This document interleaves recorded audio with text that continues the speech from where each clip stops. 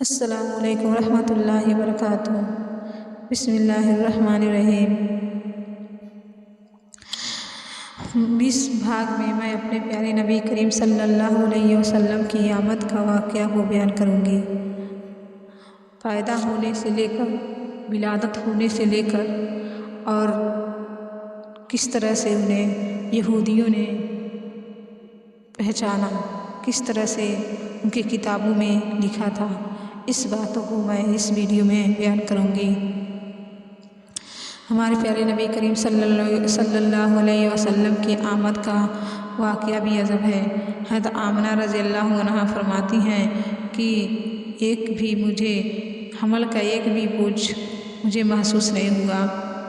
ہمارے پیارے نبی کریم صلی اللہ علیہ وسلم جس دن پیدا ہوئے اس دن سے بتوں کا گرنا شروع ہو گیا، بادشاہوں کے تختے پلٹ گئیں۔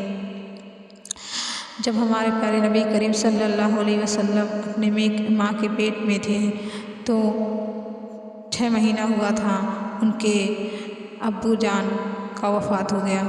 اس بات کا حضرت آمنہ رضی اللہ عنہا پر بہت صدمہ لگا۔ وہ اکثر خاموش رہتی تھی، کسی سے بھی باتیں نہیں کرتی تھی، خاموش اور سی رہتی تھی۔ انہوں نے خود کے لیے جینا چھوڑ دیا تھا، صرف جو ہمارے پیارے نبی کریم صلی اللہ علیہ وسلم ان کے پیٹ میں تھے ان کے لیے جینے لگی، ان کے خاطر جینے لگی، خود کو قربان کر دیا۔ اور اپنے آپ کو سمجھایا کرتی تھی کہ اے آمنہ، اب تمہاری سب سے بڑی امید تمہارا یہ بچہ ہے، تمہیں اس کے لیے جینا ہے، تمہیں پریشان نہ ہو، اللہ تمہیں اکیلا نہیں چھوڑے گا۔ شوہر کو یاد کر کے حضرت آمنہ رضی اللہ تعالیٰ عنہا بہت رویا کرتی تھی۔ وقت گزرتا گیا، دن ہفتے بن گئے اور ہفتے مہینے بن گئے۔ ہمارے پیارے نبی کریم صلی اللہ علیہ وسلم ماں کے پیٹ میں 9 مہینے کی مدت پوری کر رہے تھے۔ حضرت آمنہ فرماتی ہیں کہ جب میرا بچہ میرے پیٹ میں تھا تو میں بڑی عجیب چیزیں دیکھتی تھی۔ اگر میں گھر سے باہر نکلتی تو بادل کا ایک سایہ میرے ساتھ آ جاتا، میرے اوپر آ جاتا اور مجھے دھوپ نہ لگتی۔ اگر میں پانی بھرنے کے لیے زمزم کے کنویں کی طرف جاتی تو راستے میں جتنے پیڑ ہوتے ان کی ٹہنیاں میرے سامنے جھک جاتی، جیسے مجھے سلام کر رہی ہوں۔ حیران تھی کہ آخر یہ سب میرے ساتھ کیوں ہو رہا ہے۔ اور جب زمزم کے کنویں کے پاس پہنچتی تو نیچے کا پانی اپنے آپ اوپر آنے لگتا اور بالکل اوپر کے مونڈھےر تک آ جاتا کہ میں اپنے ہاتھوں سے باٹی پکڑ کر پانی بھر لیتی تھی۔ اس طرح سے مکہ کی عورتیں مجھے زمزم کے کنویں کے پاس کھڑا رکھتی اور مجھے جانے نہیں دیتی تھیں۔ وہ کہتی تھی کہ اے آمنہ، تم اب تھوڑی دیر اور کھڑی رہو، ورنہ تمہارے جانے سے یہ پانی ابھی نیچے چلا جائے گا، پھر ہمیں پانی بھرنے میں تکلیف ہوگی۔ اس طرح سے حضرت آمنہ رضی اللہ عنہا فرماتی ہیں کہ میں عورتوں سے سنا کرتی تھی کہ جب پیٹ میں بچہ ہوتا ہے، عورتیں حمل سے ہوتی ہیں تو ماں کو بہت زیادہ تکلیفیں جھیلنی پڑتی ہیں۔ کبھی ہاتھوں میں درد، کبھی پیروں میں درد، کبھی سر میں درد، کبھی الٹی ہونا، کبھی بخار ہونا، کبھی چڑچڑاپن ہونا۔ یہ ساری باتیں سن کر مجھے اپنے بارے میں بڑی حیرانی ہوتی تھی کہ مجھے تو ان 9 مہینوں میں کوئی بھی ایسی تکلیف دیکھنے کو نہ ملی، یہاں تک کہ جب تک میرا بچہ میرے پیٹ میں رہا تو میرے سر میں درد تک نہیں ہوا۔ اسی طرح حضرت آمنہ رضی اللہ عنہا کو بڑے عجیب خواب بھی نظر آتے تھے۔ فرماتی ہیں کہ جب رات کو سوتی تو مجھے خواب میں نظر آتا کہ میرے جسم کے اندر سے ایک نور نکلا ہے اور اس نے ساری دنیا کو روشن کر دیا ہے۔ یہ سب دیکھ کر مجھے یقین ہو چکا تھا کہ میرے پیٹ میں جو بچہ ہے وہ کوئی عام انسان نہیں ہے۔ حضور صلی اللہ علیہ وسلم کے دادا حضرت عبدالمطلب دن رات کعبے کے پاس جا کر اس کا غلاف پکڑ کر اللہ سے رو رو کر دعائیں کرتے کہ یا اللہ، میرا بیٹا عبداللہ تو اب اس دنیا میں نہیں رہا، لیکن اس کے گھر ایک بچے کی ولادت ہونے والی ہے۔ یا اللہ، اس بچے کی حفاظت فرمانا اور میرے عبداللہ کی نسل باقی رکھنا۔ حضور صلی اللہ علیہ وسلم کی سارے چچا اسی انتظار میں رہتے کہ میرے بھائی عبداللہ کے گھر بچہ پیدا ہونے والا ہے۔ कब पैदा होगा। यहूदियों की किताब तौरात में लिखा हुआ था कि जब आखिरी नबी आएगा तो उसके पैदा होने से 10 दिन पहले आसमान पर एक लाल रंग का सितारा निकलकर सामने चमकने लगेगा। तो जब हुजूर सल्लल्लाहु अलैहि वसल्लम की पैदाइश के 10 दिन बचे तो आसमान पर वह सितारा निकल आया। उसे देखकर यहूदियों में भगदड़ मच गई और उनके आलिमों ने सारे यहूदियों को जमा किया और कहा कि देखो, आसमान पर लाल तारा चमकने लगा है कि इसका मतलब है कि वो आखिरी नबी आने वाला है। जाकर मालूम करो कि इस वक्त मदीना के किसके यहाँ लड़के की विलादत होने वाली है। 10 दिन बचे हैं। यहूदियों ने जाकर मदीना में मालूम किया तो वहाँ बहुत सी औरतें हमल से थीं। उनके पेट में बच्चा था, लेकिन अभी किसी का वक्त करीब नहीं आया था। किसी के 2 महीने बाकी थे तो किसी के 4 महीने। उन यहूदियों ने आकर अपने आलिमों को बताया कि मदीना में ऐसा कोई बच्चा पैदा होने वाला नहीं है। तो उनके आलिमों ने कहा कि अब मक्का में जाकर देखो। तो सारे यहूदियों मक्का पहुँच गए और आकर मालूम किया कि वहाँ किसी के घर बच्चा की पैदाइश होने वाली है। तो लोगों ने बताया कि हाँ, मक्का में 5 ऐसे औरतें हैं जिनके घर बच्चे की पैदाइश होने वाली है। तो उन यहूदियों ने कहा कि नहीं, ऐसे बच्चे की पैदाइश कि जिसका बाप का वफ़ात हो चुका हो, लोगों ने बताया कि हाँ, अब्दुल मुत्तलिब का पोता होने वाला है।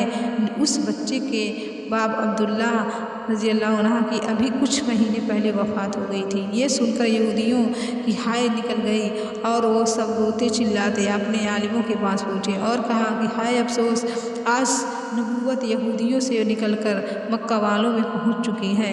वक्त गुजरता गया, आखिर वह दिन भी आया कि जिसका सभी को बेसब्री से इंतज़ार था। वो दिन भी आया जिसका इंतज़ार आसमान व ज़मीन, चरिंदों परिंद और मखलूक को कर रही थी। आज उस बच्चे की विलादत हुई जिसकी वजह से इस दुनिया को बनाया गया था कि वो अगर ना होता तो शायद कुछ भी ना होता। आज उस बच्चे की पैदाइश हुई कि जिसके लिए चाँद के 2 टुकड़े किए गए। उस बच्चे की विलादत हुई जिसकी खातिर सूरज की अपनी जगह पर रोक दिया गया और अल्लाह ने हुक्म दे दिया कि ए सूरज, अभी मत डूबना, क्योंकि मेरे महबूब मोहम्मद सल्लल्लाहु अलैहि वसल्लम ने अभी असर की नमाज नहीं पढ़ी है। आज उस बच्चे की पैदाइश हुई है जिसके पास सारी ज़िंदगी में जिब्रील 26,000 बार आए हैं। रात का वक्त हो चुका था। हज़रत आमिना रज़ियल्लाहु अन्हा के पेट में हल्का सा दर्द उठा और उनको महसूस हुआ कि शायद आज मेरे बच्चे की पैदाइश होने वाली है। तो उन्होंने हज़रत अब्दुल मुत्तलिब को इस बात की खबर कर दी। हज़रत अब्दुल मुत्तलिब ने अपने मोहल्ले की एक दाई हज़रत शिफा को अपने पास बुलाया और कहा कि आज रात तुम आमिना के साथ गुजारो, क्योंकि मेरे बेटे अब्दुल्ला के घर आज बच्चा पैदा होने वाला है। रात गुजरती गई, चाँद भी कहीं खामोश होकर बादलों में छुप गया था। हज़रत आमिना रज़ियल्लाहु अन्हा फरमाती हैं कि जिस रात मेरे घर में बच्चे की विलादत हुई तो उस दिन मेरे घर में गरीबी का ये आलम था कि हमारे यहाँ चिराग में तेल जलाने के भी पैसे नहीं थे। दोस्तों, इस गरीबी में हमारे हुज़ूर सल्लल्लाहु अलैहि वसल्लम इस दुनिया में तशरीफ़ लाए। उस रात हज़रत अब्दुल मुत्तलिब और उनके सारे लड़के घर के बाहर बैठे रहे कि अगर मेरे भाई अब्दुल्ला की बीवी के साथ कोई भी हादसा हो तो हम लोग फ़ौरन उसके इलाज के लिए इंतज़ाम करेंगे। पूरी रात कोई भी नहीं सोया। रात ढलती जा रही थी, चाँद भी खामोश होकर डूब चुका था। हर तरफ अंधेरा ही अंधेरा था, घर के अंदर भी और घर के बाहर भी। अचानक हज़रत आमिना रज़ियल्लाहु अन्हा के पेट में हल्का सा दर्द उठा और वह समझ गई कि अब बच्चे की पैदाइश होने वाली है। उन्होंने दाई शिफा को आवाज़ देकर कहा, मुझे दर्द हो रहा है। एक घंटा बच्चे की विलादत में गुजरा और फिर सुबह होने से कुछ पहले हमारे हुजूर सल्लल्लाहु अलैहि वसल्लम इस दुनिया में तशरीफ़ लाए। हुजूर सल्लल्लाहु अलैहि वसल्लम की पैदाइश पर 3 बातें बड़ी अजीब हुई जिन्हें देखकर दाई सिफा भी हैरान रह गई। पहली चीज़ कि जब बच्चा पैदा होता है तो उसकी नाक माँ की आंत से जुड़ी होती है, लेकिन हमारे हुजूर सल्लल्लाहु अलैहि वसल्लम की नाक माँ की आंत से बिल्कुल अलग थी। दूसरी चीज़ कि जब बच्चा पैदा होता है तो उसके साथ बहुत ज़्यादा खून निकलता है, लेकिन हमारे हुजूर सल्लल्लाहु अलैहि वसल्लम जब पैदा हुए तो अंदर से खून का एक कतरा भी नहीं निकला। तीसरी चीज़ कि जब लड़का पैदा होता है तो उसका खतना नहीं हुआ होता है, लेकिन हमारे हुजूर सल्लल्लाहु अलैहि वसल्लम पैदा हुए तो आपकी माँ के पेट के अंदर ही खतना हुआ था, दुनिया में आपका खतना नहीं किया गया। ये 3 चीज़ें देखकर सिफा घबराई, दाई सिफा घबराई और हज़रत आमिना से कहने लगी, ऐ आमिना, मैंने अपनी सारी ज़िंदगी में ऐसा बच्चा नहीं देखा।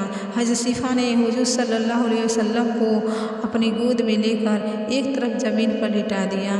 दाई सिफा ने जैसे ही हुजूर सल्लल्लाहु अलैहि वसल्लम को ज़मीन पर लिटाया तो हमारे प्यारे नबी करीम सल्लल्लाहु अलैहि वसल्लम ने एक झटके में करवट बदली और घुटने टेक कर सीधे सजदे में चले गए। ये देखकर हज़रत आमिना रज़ियल्लाहु अन्हा की हैरानी की इंतहा ना रही। पूरे 15 मिनट तक हुजूर सल्लल्लाहु अलैहि वसल्लम सजदे में रहे और फिर अपना सर उठाकर आसमान की तरफ उंगली से इशारा किया और सारी दुनिया को बता दिया कि ऐ लोगों, इस दुनिया को पैदा करने वाली ज़ात सिर्फ एक अल्लाह की है।